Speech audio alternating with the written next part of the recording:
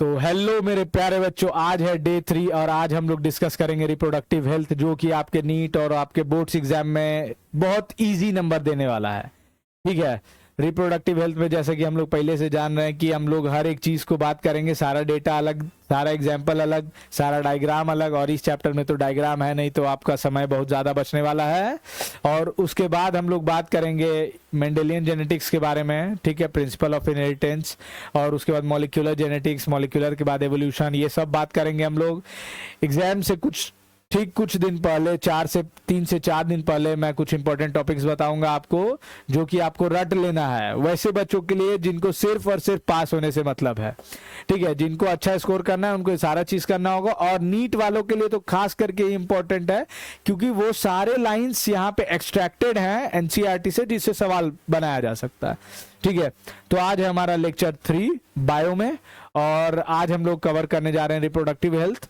तो फिर हम लोग बिना किसी समय गवाए लेट्स गेट स्टार्टेड, और ये होगा एनसीईआरटी लाइन बाय लाइन। ठीक है ना, NCERT line by line cover करेंगे हम लोग। तो सबसे पहले ये कुछ जो डेटा है उसके बारे में हम लोग बात करते हैं। डेटा क्या क्या है भाई, कि फैमिली एडॉप्शन प्रोग्राम सबसे पहले कब स्टार्ट हुआ था, फैमिली प्लानिंग जो स्टार्ट हुआ था कब हुआ था, 1951 में। उसके बाद वर्ल्ड का पॉपुलेशन कितना था, 2000 मिलियन या 2 बिलियन, अराउंड 1900 के अराउंड, 1900 के अराउंड 2000 मिलियन या 2 बिलियन पॉपुलेशन था। अब जब 100 साल बाद उसके कितना गुना पॉपुलेशन हुआ, 3 गुना, 6 बिलियन, और 100 साल 11 साल बाद 2000 के 2011 में 7.2 बिलियन। ये सब डेटा बहुत ज्यादा इंपॉर्टेंट है, डेटा रटा होना चाहिए, क्योंकि अगर ये डेटा पूछता है, तुम्हें ऐसा लगता होगा कि ये डेटा नहीं पूछेगा सर, अगर पूछ देगा तो तुम क्या करोगे, केस करोगे, क्वेश्चन कैंसिल करवाओगे, ऐसा नहीं हो सकता। इससे बढ़िया prevention is better than cure. तो भाई आने से पहले है, एक नजर लग रहा है, बस देख लो, काम खत्म। चलो अब आगे आते हैं।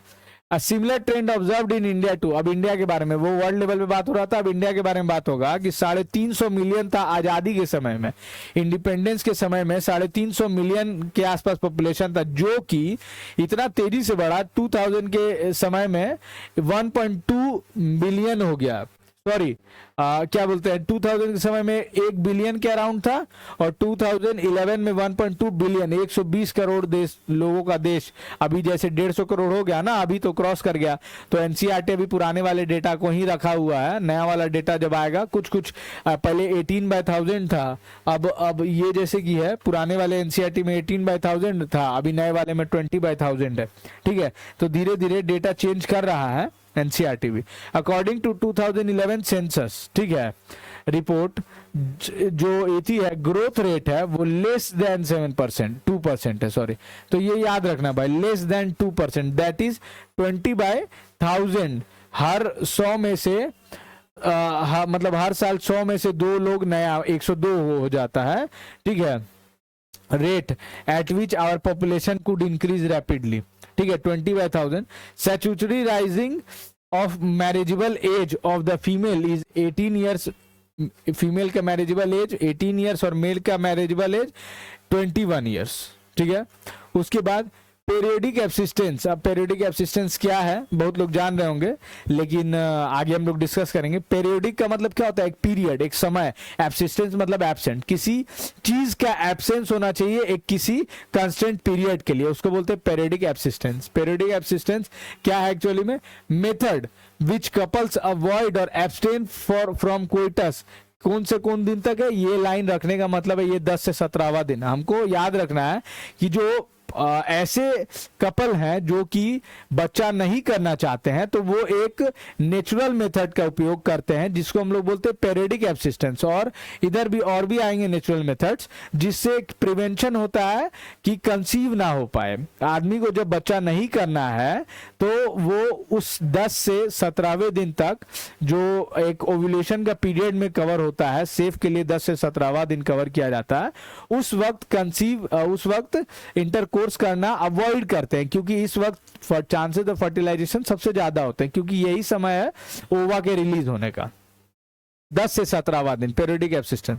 Pills have to be taken daily for a period of 21 days starting preferably within the first 5 days of menstrual cycle. ठीक है, जो भी पिल्स खाते हैं जो कि हार्मोन्स का कॉम्बिनेशन होता है, नेचुरल हार्मोन्स नहीं, आर्टिफिशियल हार्मोन्स। ठीक है, after a gap of 7 days during which menstrual occurs, it has to be repeated in the same pattern till the female desires to prevent conception। ये pills तब तक लिया जाता है जब तक कि फीमेल को कंसीव करने की इच्छा ना हो जाए या लोग तैयार ना हो जाए, क्योंकि अब खुद खाने का ठिकाना नहीं है, खुद रहने का ठिकाना नहीं है, लोग 10-10 बच्चा कर लेते हैं, तो वो जो बच्चा है उसका फ्यूचर क्या होगा? कोई फ्यूचर नहीं होगा उसका, बाद में बाहर जाके भीख मांगेगा, चोरी करेगा, डकैती करेगा, यही ना करेगा। तो इससे बचने के लिए जो एक थोड़ा एजुकेटेड कपल होते हैं या जो थोड़ा विजनरी होते हैं कि भाई जिनको पता है कि इससे क्या साइड इफेक्ट हो सकता है उनके फ्यूचर पे, तो वो पहले ही से कोशिश करते हैं कि थोड़ा बढ़िया से प्लान किया जाए बेबी को, ना कि ऐसे सरप्राइज दिया जाए सबको, खुद को भी सरप्राइज मिल जाता है। ठीक है, चलो आगे बढ़ते हैं। हाँ, सहेली क्या है? ओरल कॉन्ट्रासेप्टिव है जो कि वंस अ वीक पिल होता है और नॉन स्टेरॉइडल होता है। ये नॉन स्टेरॉइडल होता है और वंस अ वीक पिल होता है।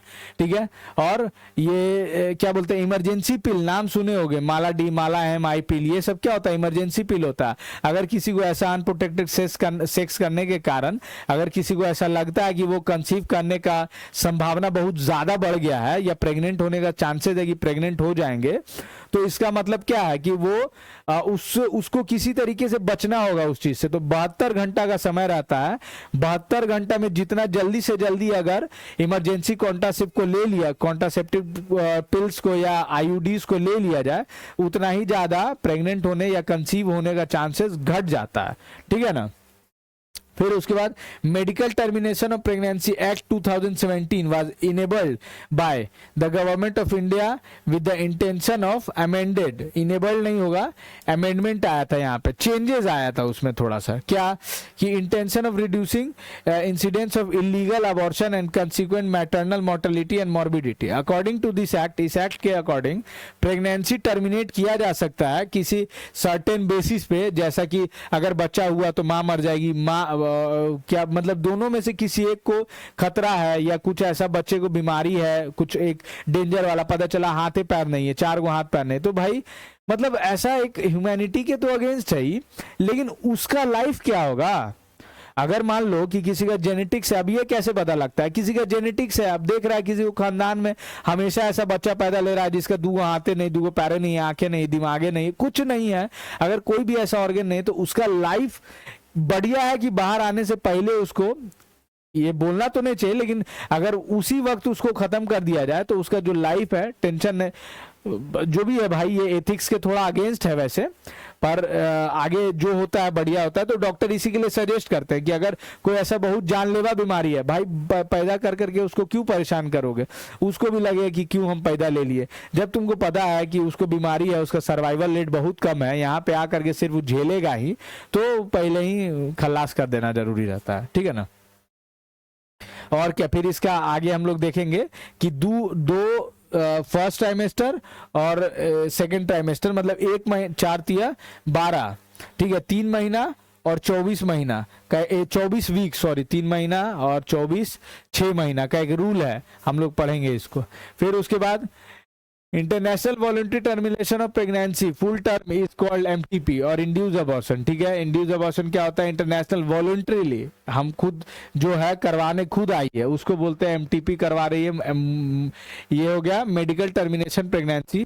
45 से 50 मिलियन एमटीपी हर साल परफॉर्म होता है, जिसमें से 1/5 है, मतलब कि अगर 100 गो बच्चा, 100 गो औरत प्रेग्नेंट हो रही है ना, तो उसमें से 20 गो औरत जाकर के वो अपना एमटीपी करवा ले रही है या उसका अबॉर्शन करवा ले रही है। वही ये कहने का मतलब है कि 45 से 50 मिलियन अबॉर्शन हो रहा है और उसका 5 गुना कर दोगे तो तुम्हारा उतना ज्यादा औरत प्रेग्नेंट हो रही है, कंसीव कर रही है।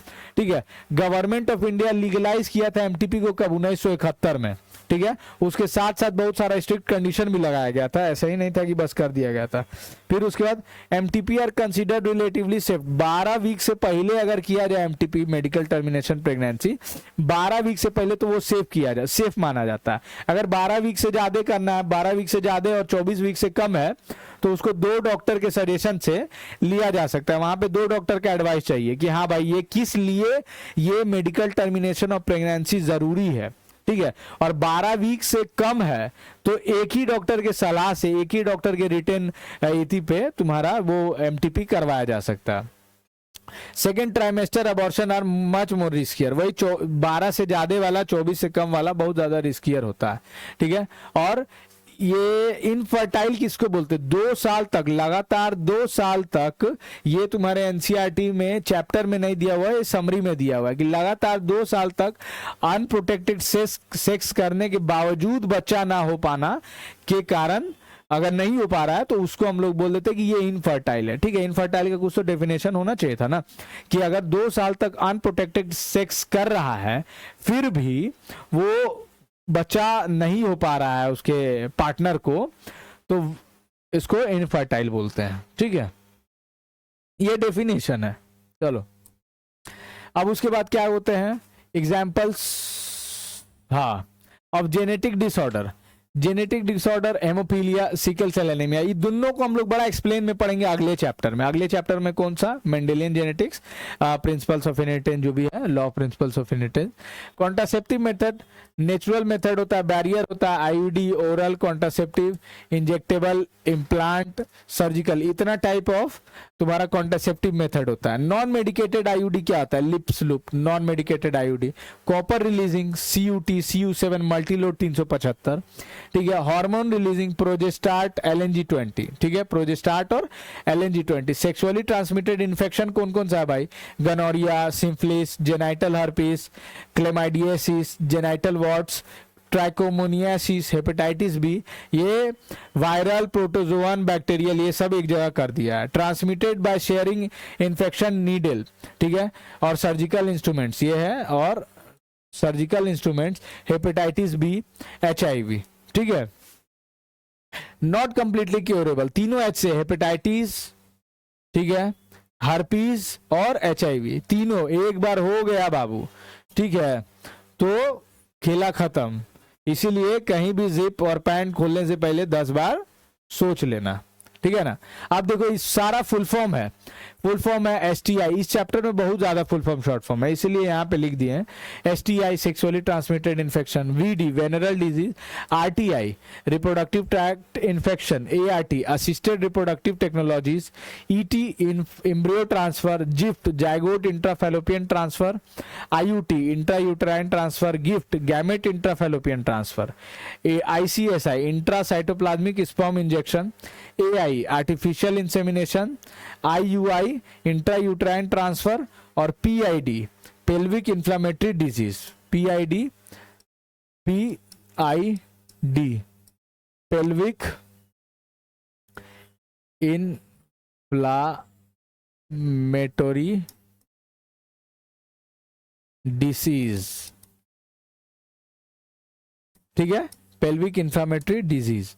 अब ये डायग्राम बस यही दिया, ये मेल कॉन्डम है, ये फीमेल कॉन्डम है, ये कॉपर टी है, ये इम्प्लांट्स है, ठीक है। देख लो भाई, मेल कॉन्डम, फीमेल कॉन्डम, इसका कहाँ लगाया जाता है, कहाँ पे होता है, सब बात करेंगे हम लोग। अकॉर्डिंग टू WHO हेल्दी वही है जो ऑल एस्पेक्ट्स में, ऑल एस्पेक्ट्स का मतलब क्या है भाई? Physical, emotional, social and behavioural. अब पता चले कि भाई 6 पैक बनाया हुआ है और बेचारा डिप्रेशन का गोली खा रहा है, ठीक है। अब पूरा मतलब ठीक है लेकिन हमेशा बीमारी पड़ा रहता है, तो किसी ना किसी चारों तरीके से जो ठीक है ना, फिजिकली, मेंटली, बिहेवियरली, सोशली, सब तरीके जो ठीक है वही हेल्दी है भाई, ठीक है। अब रूम में बंद रहना पसंद है, किसी को OCD है कि एक बार हम भगवान को प्रणाम नहीं करेंगे, 50 बार प्रणाम नहीं करेंगे। कोई कोई देखना कभी कभी दिखेगा तुमको कि पूरा हेल्दी है, नॉर्मल है, लेकिन वो 20 बार खड़ा होकर मंदिर के सामने 1 2 3 एकदम पागल की तरह कर रहा है, या कुछ ऐसा कर रहा है जो तुम नहीं करते हो, जो नॉर्मली लोग नहीं करता है, वो भी बीमार है एक तरीके से, मेंटली ठीक नहीं है वो। ठीक है, ओसीडी में उसको काउंट किया जाता है। Importance of equal opportunities and child, ये टास्क है परफॉर्म किया गया किसके द्वारा, आरसीएच के द्वारा, reproductive child and health care वाले का जो ग्रुप था उसके द्वारा। क्या क्या है कि equal importance of equal opportunities for child, ठीक है, helping adolescence by providing organ hygienic sexual practices and STIs, awareness regarding social evils such as sex abuse and sex related crimes, benefits of families with small size, introduction of sex education in schools, benefits of massive child immunization, importance of breastfeeding, creating care of pregnant mother, postnatal care of mother and child, discouraging children from believing in myths and having misconceptions about sex related aspects, role of NGO, audio visual and print media creating awareness regarding sex related aspects। फिर ये data हम लोग देख लिए, ये भी data हम लोग देख लिए। ये पॉपुलेशन सडन बढ़ने का क्या रीजन है, डिक्लाइन इन डेथ रेट, क्योंकि अभी इतना टेक्नोलॉजी आ गया है कि जो नॉर्मल बीमारी से पहले टाइफॉइड डायरिया से लोग मरा है वो अभी मरता है, नहीं मरता, क्योंकि एक समय था टाइफॉइड डायरिया महामारी की तरह फैला था, ये प्लेग था, महामारी की तरह फैला था। वो जैसे अभी कोरोना खत्म किया है, ठीक है, कोरोना जिस तरीके से खाया ना भाई, कितने लोग को खत्म कर दिया वो जिस तरीके से महामारी की तरह फैला था, उस तरीके से उस वक्त प्लेग और टाइफॉइड डायरिया फैला था। एक समय पे ऐसा था कि रेडियो से बताया जा रहा था कि भाई ओआरएस, क्योंकि अब कोई भी चीज का, अभी जैसे एलपीजी का शॉर्टेज चल रहा है, वैसे ही जब भी किसी चीज का मार्केट में लगता है कि डिमांड बढ़ने वाला है, उसका ब्लैक मार्केटिंग होने लगता है या उसका जमाखोरी स्टार्ट हो जाता है या उसका प्राइस बढ़ जाता है, ठीक है। वैसे ही उस वक्त भी क्या हुआ था कि जब ओआरएस तो था उस वक्त भी, पर उसका ना उतना ज्यादा क्या बोलते प्रोडक्शन था, और जिसके पास था वो क्या करना स्टार्ट कर दिया, ब्लैक मार्केटिंग। तो ब्लैक मार्केटिंग से बचने के लिए सरकार क्या किया कि उस वक्त रेडियो पे ये बताने लगा कि घर पे आप ओआरएस कैसे बनाया जा सकता है। तो घर पे बताने का वही था कि नींबू पानी, नमक और चीनी ये सब डाल करके आप बनाइए, ये नेचुरल ओआरएस है, ठीक है ना।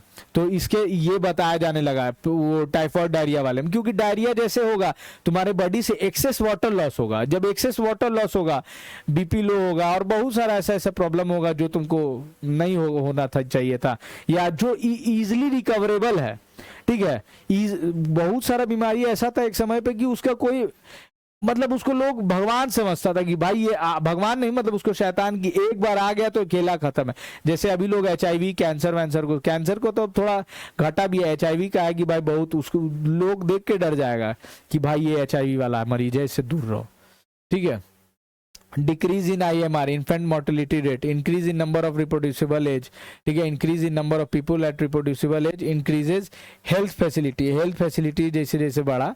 उसके बाद स्मॉलर फैमिलीज को कन्विंस किया गया कि भाई हम दो हमारे दो, पॉपुलेशन को कंट्रोल लाने में, कि तुम दो तो तुम्हारे दो। वो पंचायत वाला नहीं था कि 2 बच्चे मीठी खीर और 2 बच्चे से ज्यादा बावासीर, ठीक है।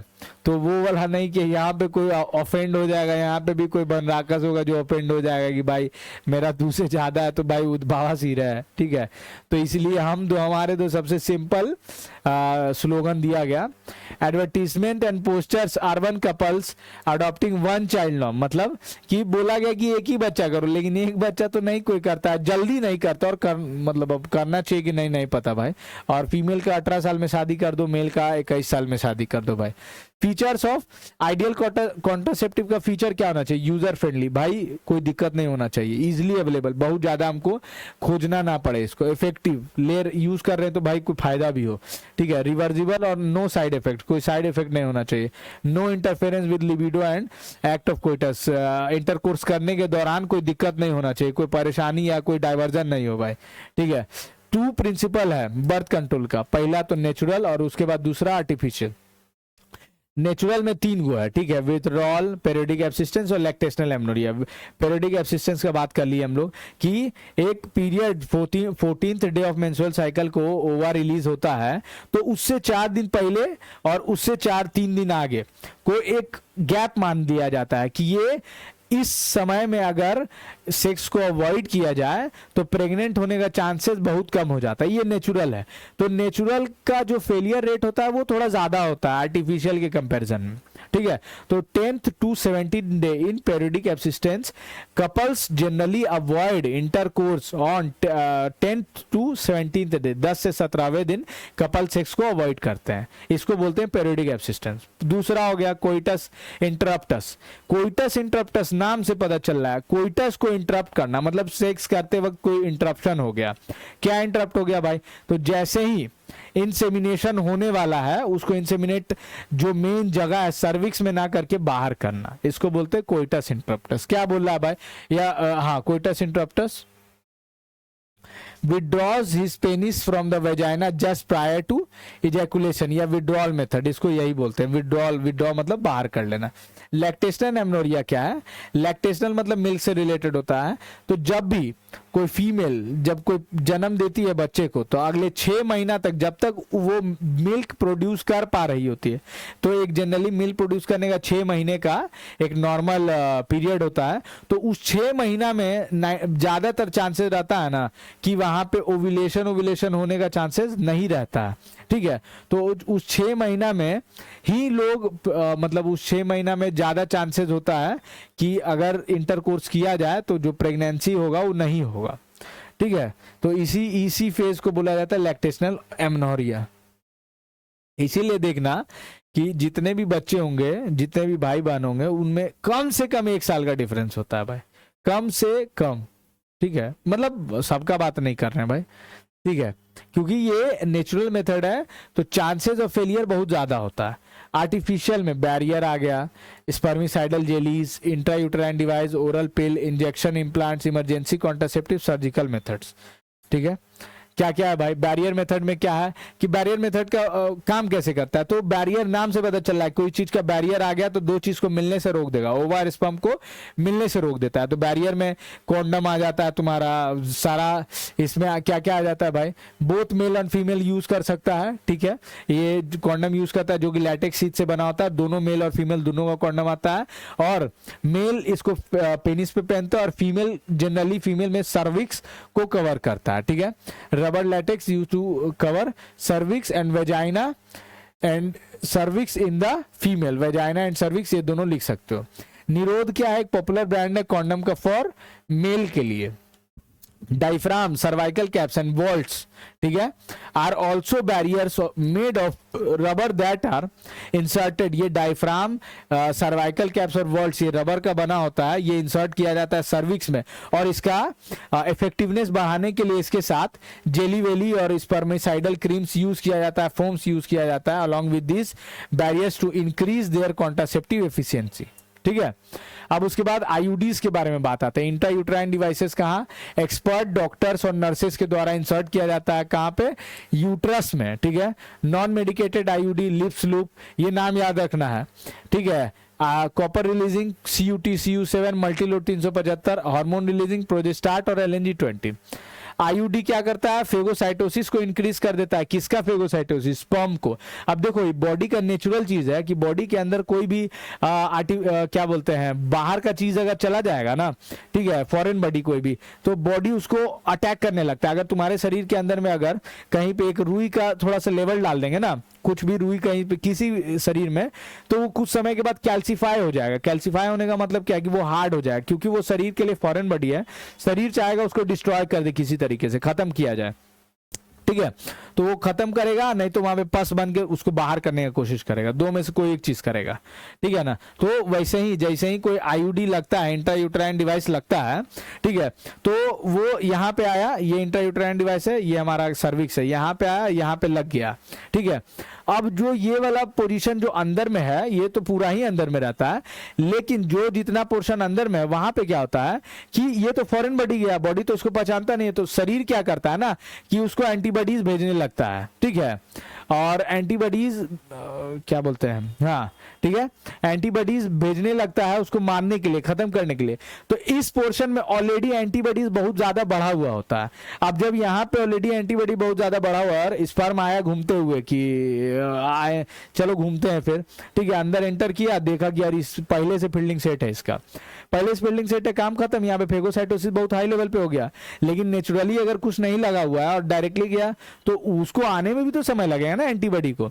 यहाँ पे आईयूडी लगने के कारण तो पहले से पिल्डिंग सेट हो जाता है। इसी कारण से इसको बोलते हैं कि इसमें फेगोसाइटोसिस ज्यादा होता है। Increase IUD phagocytosis with in the uterus and the copper ion. Copper ion का काम क्या होता है भाई कि मोटिलिटी सप्रेस कर देता है। स्पर्म का जो मोटिलिटी हम लोग पढ़े हैं रिप्रोडक्शन में कि स्पर्म का जो टेल का काम क्या है, मोटिलिटी को बढ़ाना, वो मोटिलिटी ये घटा देता है कॉपर आयन। और हार्मोन रिलीजिंग क्या करता है भाई, अनसुटेबल कर देता है इम्प्लांटेशन के लिए, और सर्विक्स को होस्टाइल बना देता है स्पर्म के लिए, एकदम गाढ़ा एकदम बना देता है कि वहां से पारे ना कर पाएगा भाई। आईयूडीआर, आईयूडी क्या है यहाँ पे, ये लाइन याद रखना, ये बड़ा पूछता है। IUDs are ideal contraceptive for females who want to delay pregnancy and or space children. It is one of the most widely accepted methods of contraception in India. सबसे ज्यादा एक्सेप्टेड किया गया कॉन्ट्रासेप्शन मेथड है इंडिया में, ठीक है।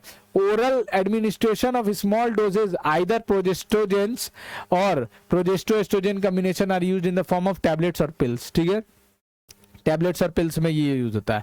Pills have to be taken daily for a period of 21 days, हम लोग ये दोबारा पढ़ रहे हैं भाई, ठीक है। Preferably within the first 5 days of menstrual cycle, after the gap of 7 days, ठीक है, 7 दिन के गैप पे फिर से वो सीरीज स्टार्ट करना।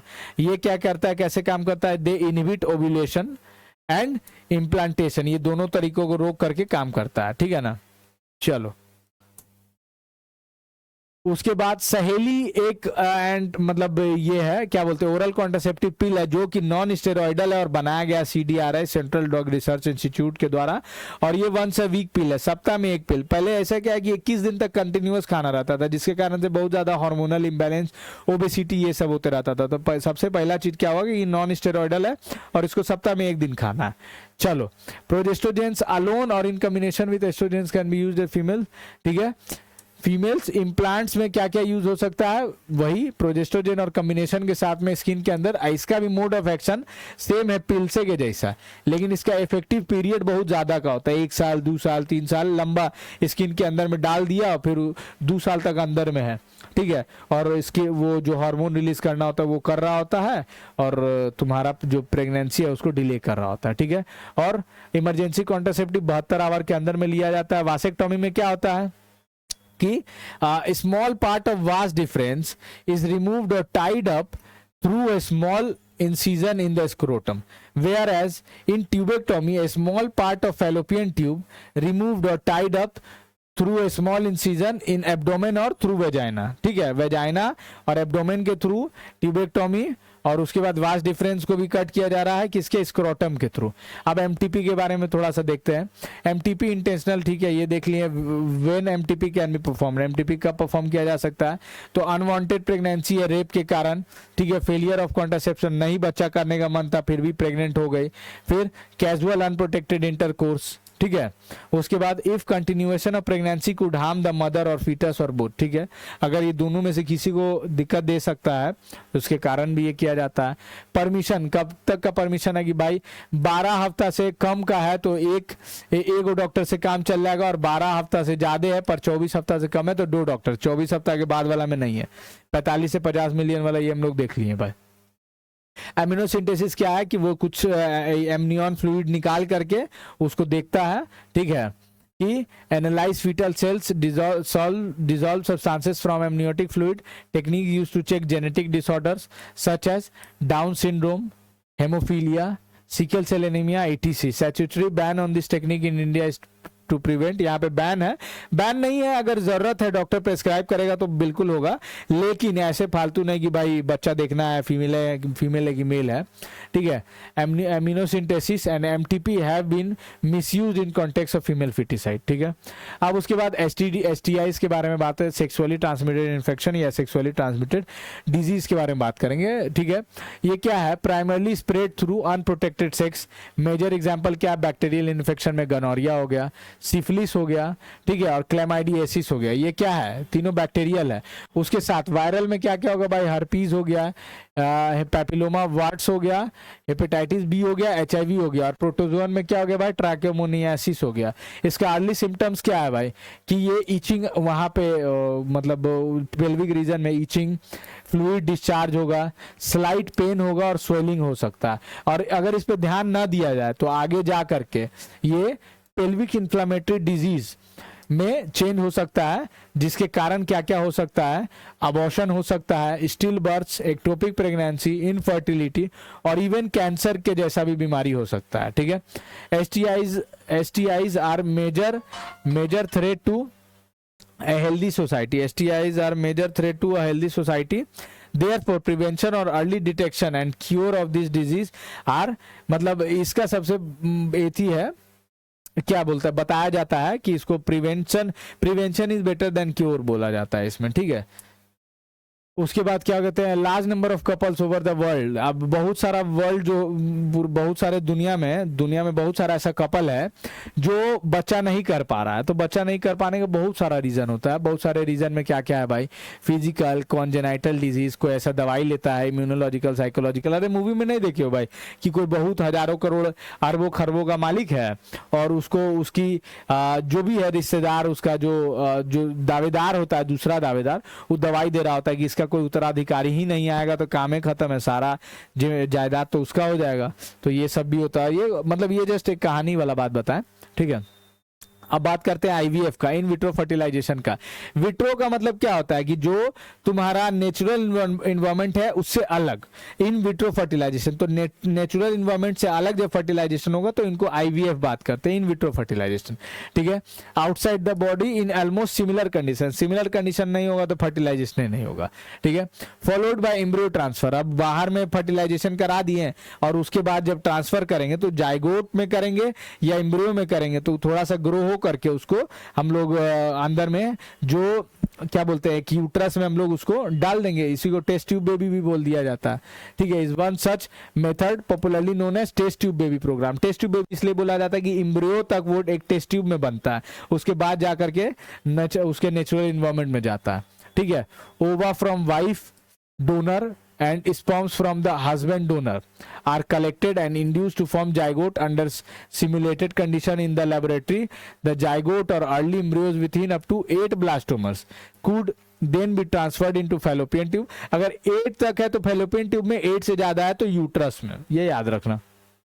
ठीक है, into the यूट्रस का intrauterine transfer to complete its further development. Embryo formed by in vivo fertilization, fusion of gamete within the female also could be used for such transfer to assist those females who cannot conceive. Once a minute. कोई याद कर रहा है लग रहा है। Transfer of an ovum collected from a donor into the fallopian tube. Gift. Gamete intrafallopian, किसका ये हो रहा है, गैमेट का फेलोपियन ट्यूब में ट्रांसफर हो रहा है of another female who can not produce one. किसी का फीमेल का ओवा लेकर के उसको ट्रांसफर कर दिया गया। ठीक है, और उसके बाद उसको कंसीव करा दिया गया। ठीक है, गैमेट का ट्रांसफर हो रहा है into suitable environment for fertilisation and further development. ठीक है, और intracytoplasmic sperm injection is another specialised procedure to form an embryo in the laboratory which a sperm is directly injected to the into the ovum.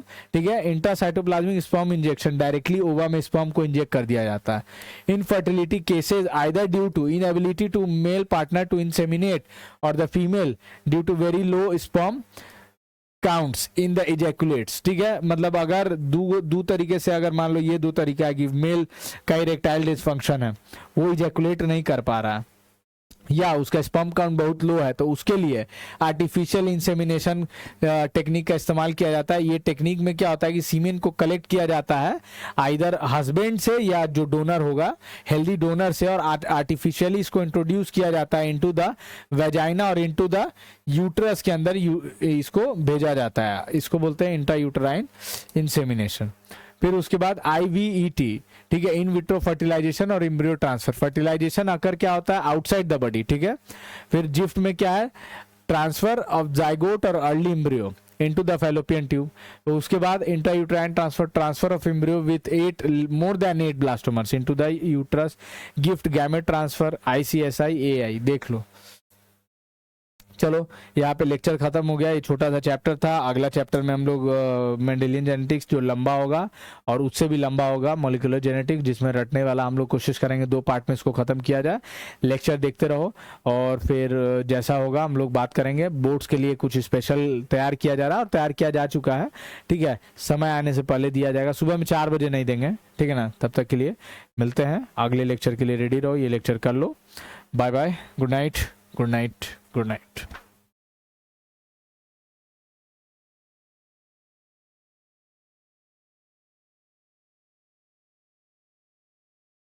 Hello.